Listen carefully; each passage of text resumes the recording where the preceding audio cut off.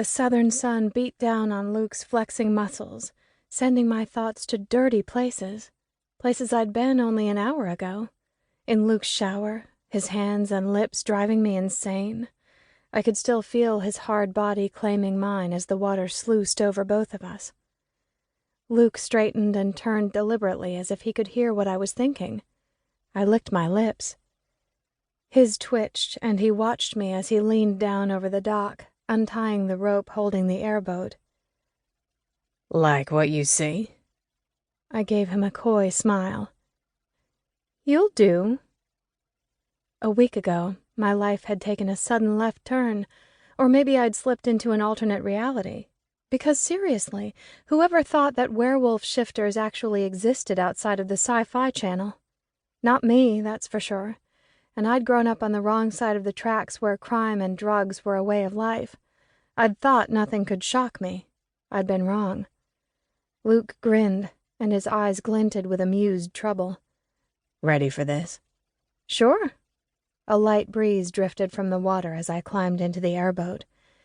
Sitting in the back row, I turned sideways, more interested in my shifter than I was the sights of the bayou. The landscape was stunning with the Spanish moss, cypress trees, and an abundance of wildlife, but Luc was just plain gorgeous. Dark hair, brilliant green eyes, and a body that sent my hormones into overdrive. You're going to miss all the sights if you don't stop staring at my chest, he said, a light chuckle in his tone. Who cares?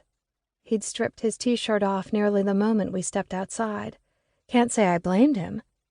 It was only April, but in southeast Louisiana the heat and humidity were already nearing sauna levels. I gazed up at him through my lashes and gave him a seductive smile. Christ, Arianna, look at me like that one more time and I'm going to carry you back into the house and torture you with my mouth until you're begging me to fuck you. Everything heated. Goddamn, that was sexy. He'd do it, too. It had taken me a few days to get over the shock of learning he was a shifter, but the attraction between us had proved to be too big of a force to deny. Before I'd even decided how I felt about dating a shifter, I'd found myself back in his bed, enjoying every delicious moment of it. Not that we were dating exactly, more like we were friends with all the benefits. That sounds awfully tempting. Maybe after you finally give me a tour of your family property. He nodded, but the hunger lurking in his expression only intensified as he let his gaze sweep down to my exposed cleavage. I was wearing a cotton wraparound dress that hugged me in all the right places. Perhaps I was a little overdressed for an airboat ride.